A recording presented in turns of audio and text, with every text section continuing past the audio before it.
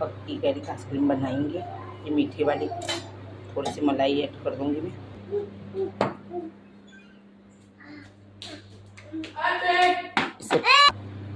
इसमें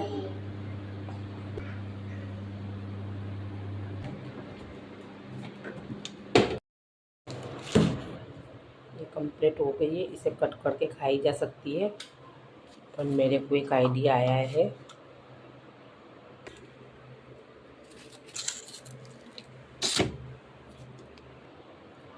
चॉकलेट ऊपर ऐड कर देंगे।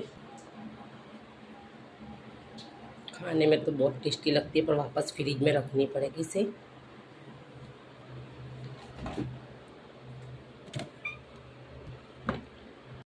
मैंगो कुल्फ़ी बन तो गई है, बहुत टेस्टी बनी है। अच्छे से चॉकलेट मेल्टेड करके फिर इसको डिप करना तो परफेक्ट बनेगी।